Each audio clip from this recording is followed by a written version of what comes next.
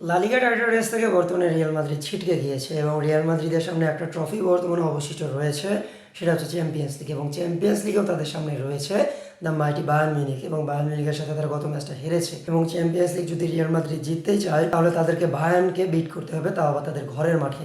তো আজকের ভিডিওতে এটা নিয়ে আলোচনা করব যে রিয়াল মাদ্রিদকে আসলেই বায়ার্ন মিউনিখকে বিট করতে পারবে সেটা নিয়ে। চলুন শুরু করা যাক। প্রথমে আসা যাক গত ম্যাচটাতে দুইটা টিম কিভাবে খেলেছে বা কিভাবে বিল্ড আপ করেছে সেটা নিয়ে একটা আলোচনা করি। যদি রিয়াল মাদ্রিদের দিকে লক্ষ্য করেন তাহলে দেখবেন রিয়াল মাদ্রিদ 4-3-3 ফরমেশনটা ইউজ করেছে। এক্ষেত্রে রিয়াল মাদ্রিদের উপর অনেক বেশি প্রেস করেছে বায়ার্ন মিউনিখ এবং এর ফলে মিডফিল্ডে একটা ভ্যাকিউম ক্রিয়েট হয়েছে। কিন্তু রিয়াল মাদ্রিদের হাতে কোনো প্রপার ক্রিয়েটিভ মিডফিল্ডে না থাকার কারণে রিয়াল মাদ্রিদ ওই মিডফিল্ডের ভ্যাকিউমটা কিংবা ওই ফাঁকা স্পেসটা ওইভাবে এক্সপ্লোর করতে পারেনি, যার ফলে রিয়াল মাদ্রিদের ডিফেন্ডারকে কিংবা যারা নিচ থেকে বিল্ড আপ করতেছিল তাদের অপর দিকের যে স্ট্রাইকার রয়েছে কিংবা উইঙ্গার রয়েছে তাদের দিকে বল থ্রো করতে হয়েছে, মানে লং বল থ্রো করতে হয়েছে আর কি।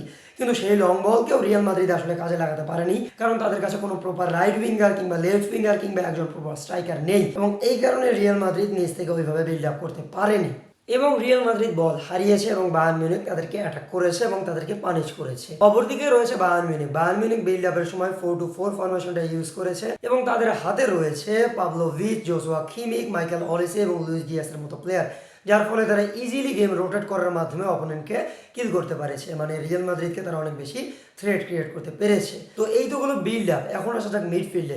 বর্তমানে রিয়াল মাদ্রিদের হাতে শুধুমাত্র আর্দা গুলার রয়েছে, যেখানে ক্রিয়েটিভ মিডফিল্ডার, যে কিনা একটা বলের মাধ্যমে কিংবা একটা পাসের মাধ্যমে অপোনেন্টের ডিফেন্স লাইনকে একদম ব্রেক করে দিতে পারে।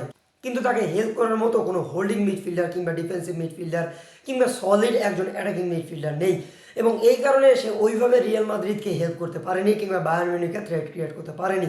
এবং এই যে মিডফিল্ডারের অভাব কিংবা ক্রিয়েটিভ মিডফিল্ডারের অভাব, এই কারণে তারা অপোনেন্টকে ম্যান টু ম্যান মার্কও করতে পারেনি কিংবা ম্যান টু ম্যান প্রেসও করতে পারেনি, যার কারণে একদম ইজিলি বায়ার্ন মিউনিখ তাদের থেকে বলটা নিয়ে নিতে পেরেছে। অপরদিকে থাকলো বায়ার্ন মিউনিখ। বায়ার্ন মিউনিখের হাতে রয়েছে অনেক বেশি ক্রিয়েটিভ মিডফিল্ডার। বলতেছিলাম জোসুয়া কিমিখ এবং পাভলোভিচ এবং সার্জ গ্নাব্রির কথা। যখন বায়ার্ন মিউনিখ বিল্ড আপ করতেছিল কিংবা বল হোল্ড করতেছিল কিংবা পজিশন রাখতেছিল, তখন এই যে জোসুয়া কিমিখ, পাভলোভিচ কিংবা সার্জ গ্নাব্রে এরা নিচের দিকে নেমে যাচ্ছিল এবং বল হোল্ড করতেছিল এবং বল ডিস্ট্রিবিউট করতেছিল, এবং দরকার পড়লে তাদের যে স্ট্রাইকার ছিল মানে হ্যারি কেন, সেও নিচে নেমে আসতেছিল এবং বল নিয়ে অপোনেন্টকে বল থিপ করা থেকে নিজেদেরকে রক্ষা করতেছিল এবং মাইকেল অলিসে কিংবা লুইস ডিয়াসকে বল দিচ্ছিল। এইভাবে তারা গেমটাকে সাজাচ্ছিল। যদি অ্যাটাকের ক্ষেত্রে আসি তাহলে রিয়াল মাদ্রিদের কাছে কোনো রাইট উইঙ্গার ছিল না, যার ফলে রাইট দিক থেকে রিয়াল মাদ্রিদ কোনো অ্যাটাক ক্রিয়েট করতে পারেনি কিংবা থ্রেট ক্রিয়েট করতে পারেনি। এবং রিয়াল মাদ্রিদের যে রাইট উইঙ্গার ছিল, মানে রাইট উইঙ্গার হিসেবে যাকে ইউজ করার কথা ছিল, সেটা হচ্ছে ভালভার্দে। ভালভার্দে ওইভাবে থ্রেট ক্রিয়েট করতে পারেনি, কারণ ভালভার্দে ট্রেন্ডকে হেল্প করতে গিয়েছে এবং যার ফলে ওই পজিশনটা রিয়াল মাদ্রিদের ফাঁকাই ছিল। এবং রিয়াল মাদ্রিদের লেফট উইং থেকেও ছিল আমাদের ভিনিসিয়াস জুনিয়র। ভিনিসিয়াস জুনিয়র ওইভাবে বায়ার্ন মিউনিখকে পানিশ করতে পারেনি। অপরদিকে যদি বায়ার্ন মিউনিখের দিকে লক্ষ্য করি তাহলে দেখবো বায়ার্ন মিউনিখের কাছে রয়েছে মাইকেল অলিসে, লুইস ডিয়াসের মতো একদম বিস্ট উইঙ্গার, যারা কিনা যে কোনো মুহূর্তে রিয়াল মাদ্রিদকে ধরাশয় করে দিতে পারে, এবং যেটা তারা করেছে, এবং যার ফলে রিয়াল মাদ্রিদ এত বেশি পিছিয়ে পড়েছে। এবং তাদের হাতে রয়েছে হ্যারি কেনের মতো একজন প্রমিসিং স্ট্রাইকার, যে কিনা একটা বল পাইবে এবং সেটাকে গোলে কনভার্ট করে দিবে, যেটা আমরা দেখেছি গত ম্যাচটাতে। তাহলে বলা যায় রিয়াল মাদ্রিদ অনেক বেশি পিছিয়ে পড়েছে বায়ার্ন মিউনিখের থেকে। এটাই না, রিয়াল মাদ্রিদের চান্স ক্রিয়েট কিংবা বল পজিশন কিংবা অপোনেন্টের ওপর শট নেওয়া, এই সকল বিষয় যদি আমরা দেখি তাহলে দেখবো বায়ার্ন মিউনিখের কাছেই রয়েছিলাম আমরা, কিন্তু আমরা অনেক বেশি চান্স ক্রিয়েট করতে পারলেও সেটাকে ফিনিশ করতে পারিনি।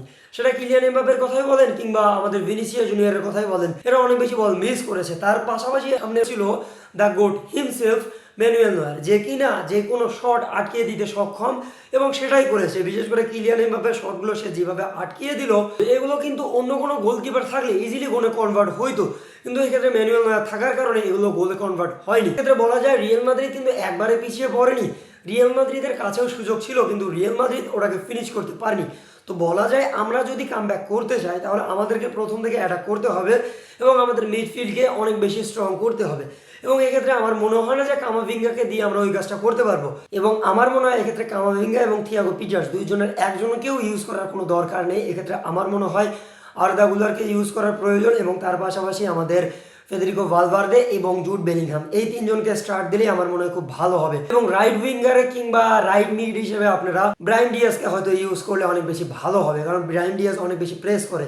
তো এর পাশাপাশি আমাদের ডিফেন্স লাইনকে নিয়ে একটু কথা বলা দরকার, কারণ ডিফেন্স লাইন ওই ম্যাচটাতে অনেক বেশি শেকি ছিল, এবং ডিফেন্স লাইনে আমার মনে হয় আলভারো কারেরাস অনেক বেশি স্ট্রাগল করেছে। এই পজিশনে যদি ফার্ল্যান্ড মেন্ডিকে ইউজ করা যায় আমার মনে হয় এটা অনেক বেশি ভালো হবে। ফিট থাকে তাহলে আমার মনে হয় ওই পজিশনে ফার্ল্যান্ড মেন্ডিকে ইউজ করানো উচিত, কারণ ফার্ল্যান্ড মেন্ডি অনেক বেশি উপরের দিকে ওঠে না, ফার্ল্যান্ড মেন্ডি ডিফেন্সে বেশি ফোকাস করে এবং আমার মনে হয় মাইকেল অলিসেকে আটকাতে পারবে ফার্ল্যান্ড মেন্ডি। তাহলে রিয়াল মাদ্রিদ কি এই ম্যাচটা জিততে পারবে? আমার কেন জানি মনে হচ্ছে যে রিয়াল মাদ্রিদ এই ম্যাচে কামব্যাক দিলেও দিতে পারে, কারণ বর্তমানে তাদের সামনে চ্যাম্পিয়ন্স লিগ ছাড়া আর কিছুই নেই এবং লালিগা থেকে তারা ছিটকে গিয়েছে এবং লালিগায় গত 2টা ম্যাচ তারা হেরেছে এবং বায়ার্ন মিউনিখের কাছে তারা ম্যাচ হেরেছে। এই চ্যাম্পিয়ন্স লিগ যদি তারা জিতে যায় তাহলে আমার মনে হয় তাদের ফিউচারটা বর্তমানে রিয়াল মাদ্রিদেই থাকবে। কিন্তু যদি তারা চ্যাম্পিয়ন্স লিগটা হেরে যায় এবং তারা খুব খারাপ পারফরমেন্স করে তাহলে আমার মনে হয় অনেকগুলো প্লেয়ার রয়েছে যাদেরকে রিয়াল মাদ্রিদ সেল দিয়ে দিবে এবং নিজেদের পজিশন বর্তমানে রিয়াল মাদ্রিদে টিকিয়ে রাখার জন্য হলেও বর্তমানে এই ম্যাচটাতে রিয়াল মাদ্রিদের প্রত্যেকটা প্লেয়ার আমার মনে হয় জীবন উজাড় করে দিবে এবং এই ম্যাচটা আমার মনে হয় রিয়াল মাদ্রিদ বের করে আনলেও আনতে পারে এবং যদি রিয়াল মাদ্রিদ ম্যাচটা জেতে তাহলে আমার মনে হয় স্কোর বোর্ডটা হতে পারে 3-2 এবং পেনাল্টি শুট আউটেই রিয়াল মাদ্রিদ জিততে পারে। আপনাদের কি মনে হয় কমেন্ট বক্সে অবশ্যই জানিয়ে দিবেন। দেখা হচ্ছে অন্য কোনো ভিডিওতে, ততক্ষণ পর্যন্ত সাথে থাকবেন। আসসালামু আলাইকুম। জাস্টিস ফর হাদে হালা মাদ্রিদ ইনাদামাস সু।